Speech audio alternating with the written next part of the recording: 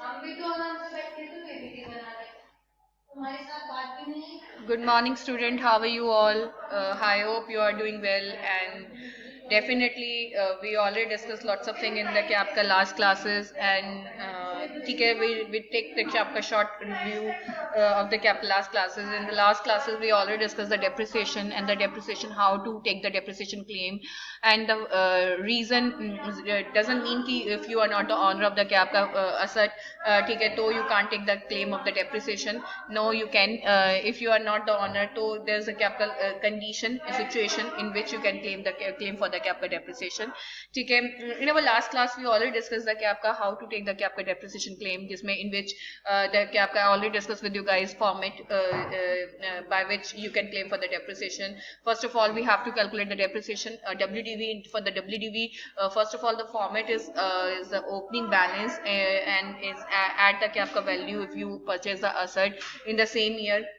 And now minus the क्या आपका the sale consideration if you sold the क्या आपका asset, and after that if you get the क्या आपका WDV is the positive value. एक चीज और मैंने आप लोग को लास्ट क्लास में नहीं बताई थी, some time opening balance plus जो न्यू परचेजेस हैं उसको मिलाकर अगर आपकी वैल्यू सेल कंसिडरेशन से क्या होती है, कम होती है, मतलब सेल कंसिडरेशन ज्यादा होता है, तो your WDV never come into the क्या आपका नेगेटिव, मतलब लॉस में नहीं आ सकती कभी भी. कभी आप डेप्रिसिएशन का क्लेम मांग नहीं जा सकते किसी से कि भाई मुझे डेप्रिसिएशन, मतलब अपने आप से तो ले सकते हो आप, ठीक है, अपनी बुक्स में से तो ले सकते हो, बट ये नहीं है कि आप उसको लॉस में डाल के आप इस तरह से दिखाएं. ठीक है, तो इसमें ये होता है कि अगर मान के चलिए दोनों मिला के ओपनिंग बैलेंस और परचेजेस को मिला के आपकी वैल्यू 6 लाख रुपए और आपकी एसेट बिके 7 लाख रुपए की, तो आपको केवल 7 लाख रुपए अंदर लिखकर बाहर आपको 6 लाख ही लिखना है, क्योंकि आप उसको जीरो तो कर सकते हो बट आप उसे कभी किसमें नहीं लेकर आ सकते, माइनस में लेकर नहीं आ सकते. मतलब WDV विल बी क्या आपका जीरो और द पॉजिटिव, WDV नेवर भी क्या आपका नेगेटिव. आ रही मेरी बात समझ में? तभी मैंने आपको बताया था कि जब हम डेप्रिसिएशन का क्लेम लेते हैं तो there is a provision, block is exist और block doesn't exist. section 50 subsection 1, section 50 subsection 2. block exist करता है, it means आपका जितनी asset थी वो सारी ना बिककर कुछ बिकी है, बट आपका जो WDV है वो नील हो चुकी है. समझ रहे हो मेरी बात? जैसे कि यहाँ पर क्या था, 4 asset थी, 4 में से 2 बिक गई, जिसकी वजह से वो इतने की बिक गई कि वो चारों की वैल्यू क्या हो गई, नील हो गई. आ रही मेरी बात समझ में? तो इसका मतलब होता है block exist but WDV is nil. Second होता है block doesn't exist, it means क्या हुआ, 4 असेट थी, चारों की चारों बिक गई, तो अल्टीमेटली आपका जो WDV है वो तो नील होगी, साथ में आपका ब्लॉक भी एग्जिस्ट नहीं करेगा क्योंकि 4 असेट थी, चारों की चारों बिक गई. क्लियर हो गया? तो इसका मतलब क्या हो जाता है आपका, ब्लॉक डजन एग्जिस्ट. ठीक है. अब मैंने कि जैसा कि आपको बताया था कि अब आपके कितने ब्लॉक होते हैं, 13 ब्लॉक वो नहीं होते हैं, अब आपके 7 ब्लॉक होते हैं. मतलब आपके 8 ब्लॉक होते हैं, 8 में से आपके 7 ब्लॉक तो होते हैं टेंजिबल एसेट्स के और 8वां ब्लॉक होता है आपका इंटेंजिबल एसेट का. उन सातों ब्लॉक के तो rate of depreciation different different हो सकते हैं. किसी पे 5% लगता है, किसी पे 10% लगता है, किसी पे 15% लगता है, किसी पे 25% लगता है. यार इसको वो कर लेना म्यूट. हेलो, 25% लगता, 40% लगता है. हेलो। क्लियर हो गया? 25% लगता है, 40% लगता है, 60% भी लगता है और 90% भी लगता है और 100% भी लगता है आपका रेट ऑफ डेप्रिसिएशन. ठीक है, पर क्या नहीं लगता आपका, क्या कहते हैं आप, जो इंटेंजिबल एसेट होती है, मतलब जो टेंजिबल एसेट है उनका जो रेट ऑफ डेप्रिसिएशन होता है वो कम हो सकता है, मतलब वो डिफरेंट डिफरेंट हो सकता है, बट जो इंटेंजिबल एसेट है उसके ऊपर एक ही रेट ऑफ डेप्रिसिएशन है, दैट इज 25%. चाहे वो पेटेंट हो, चाहे वो कॉपीराइट हो, चाहे वो गुडविल हो, सबके ऊपर एक ही रेट ऑफ डेप्रिसिएशन आपका क्या होता है, लगता है. ठीक है, बट मैंने आपको एक बात और बताई थी, एडिशनल डेप्रिसिएशन की बात मैंने आपको बताई थी कि एडिशनल डेप्रिसिएशन का क्लेम क्या कर सकती है, कंपनी कर सकती है अगर वो उस असेट को जिस साल उसने खरीदा है उसी साल अगर वो उसको क्या कर दे, खरीदने के बाद मतलब उस साल उसे खरीदने के बाद वो क्या कर दे, उसको परचेज कर ले, मतलब परचेज करने के बाद साल उसको पुट टू यूज कर ले. इट मीन्स व्हाट, कि अगर आपने किसी साल एसेट परचेज करी और उसको आपने क्या किया, चाहे आपने 180 दिन से कम पुट टू यूज किया, तब भी एडिशनल डेप्रिसिएशन का क्लेम हाफ किया जा सकता है. क्लियर हो गया? पर अगर आपने मान के चलिए इस साल खरीदा बट आपने उसको put to use next year किया, तो आप उस साल पूरे डेप्रिसिएशन का क्लेम करेंगे, कोई दिक्कत वाली बात नहीं, बट आपको एडिशनल डेप्रिसिएशन का क्लेम नहीं मिलेगा, क्योंकि एडिशनल डेप्रिसिएशन का क्लेम आपको तब मिलता है when the asset is new and put to use in the same year in which the assessee bought the क्या आपका असेट. क्लियर हो गया? ठीक है। अब उसके बाद मैं आपको ये वाली बात बताई चुकी हूँ कि एसएससी फुल डेप्रिसिएशन क्लेम कम नहीं कर सकता, वो तो 180 दिन से अगर पुट टू यूज कम होती है, या डब्ल्यूडीवी अगर आपकी नील हो जाती है, ब्लॉक एग्जिस्ट नहीं करता, अमलगमेशन डिमर्जर, ये वाली बात हमारी ऑलरेडी हो ही चुकी है, क्लियर हो गया। Additional depreciation I already discuss with you guys, this depreciation only applicable if SSC put to use in the purchase, ये वाली बात हम लोग कर चुके हैं। पर उसके लिए कुछ और कंडीशन भी है।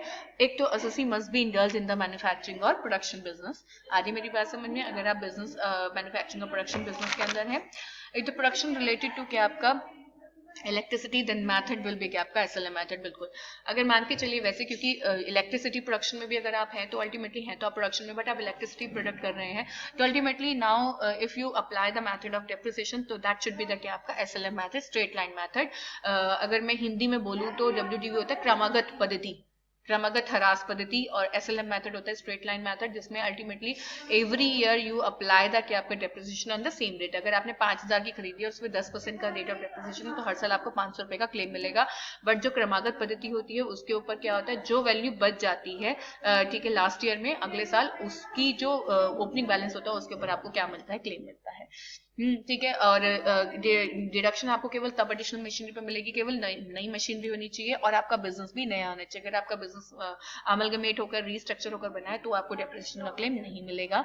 क्लियर हो गया। On building furniture deduction will भी क्या आपका अवेलेबल, बिल्कुल क्या कहते हैं not available, building of furniture पर नहीं मिलेगा, केवल लैंड पर मिलेगा।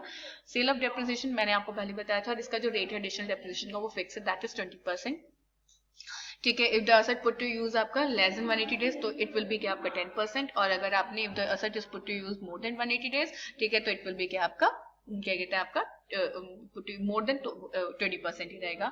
और मैंने आपको बताया था कि दस क्या आपका, क्योंकि इन द क्या आपका न्यू पॉलिसी कि government declare the 4 areas as SEZ special economic zone, it means free trade zone area, FTZ declare किया है, and that is Bihar, Arunachal Pradesh, Telangana and West Bengal.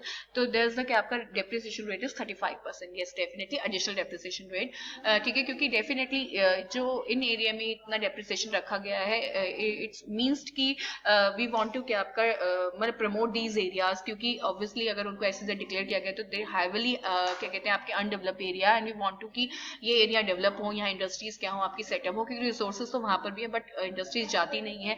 तो अगर इंडस्ट्रीज को जो जितनी भी अच्छी इंडस्ट्रीज हैं अगर उनको क्या कहते हैं एक मतलब दिया जाएगा, एक मौका दिया जाएगा तो डेफिनेटली दे कैन क्या आपका वो लोग उनके लिए फायदा हो सकता है इस बात के लिए। ठीक है ना, तो ये वाली बात है। इसके साथ आपका बेटा डिडक्शन है, डिडक्शन के साथ साथ बट उससे पहले I want to discuss with you guys actual cost. ठीक है, एक्चुअल कॉस्ट इज व्हाट, ये सेक्शन 343 सबसेक्शन 1 में डिस्कस की गई है। When assessee purchase any asset, अगर कोई भी बंदा asset परचेज करता है तो डेफिनेटली उसके बिजनेस के लिए तो ये नहीं है कि उसको डिडक्शन केवल जितनी की उसकी परचेज वैल्यू उसी पर मिलती है, ऐसा नहीं है कि अगर उसने 10,000 की खरीदी है तो 10,000 पे ही मिलेगा। बट असेसी क्योंकि देखो सीधी सी बात है, अब मैंने 10,000 की परचेज करी और मैंने 10,000 की लाके उसको 10,000 का ही लगा दिया, उसमें कोई मैंने इंस्टॉलेशन कॉस्ट क्या नहीं किया, ऐड नहीं किया, या मैंने जो ऑक्टरी वगैरह है जो मतलब उसको लाने में ले जाने में भाड़ा लगा मेरा वो मैंने ऐड नहीं किया, तो फिर फायदा क्या है। या फिर अगर मैंने उसको लेने के लिए कोई लोन लिया था उसमें जो मैं इंटरेस्ट पे कर रही हूँ अगर मैंने वो पे ऐड नहीं किया तो वो एक्चुअल कॉस्ट नहीं होती। एक्चुअल कॉस्ट होती है एग्जैक्टली अगर मान के चलो मैंने कॉस्ट जो असेट की वैल्यू हो तो 10,000 रुपये, बट मैंने उसको इंपोर्ट किया और इंपोर्ट की वजह से उसकी वैल्यू 50,000 रुपये हो गई, तो डेफिनेटली जो मैं डेप्रिसिएशन का क्लेम लूंगी जो मेरी एक्चुअल कॉस्ट होगी वो 50,000 होगी, ना कि 10,000 रुपये, क्योंकि उसको लाने ले जाने में तो मेरा पूरा का पूरा खर्चा हुआ, तो मैं अपनी वो पूरी की पूरी चीज ऐड करूंगी। बट केवल पुट टू यूज तक के जितने भी खर्चे होते हैं वो ऐड किए जाते हैं, पुट टू यूज के बाद के खर्चे क्या नहीं होते, ऐड नहीं होते। जैसे कि अगर मान के चलिए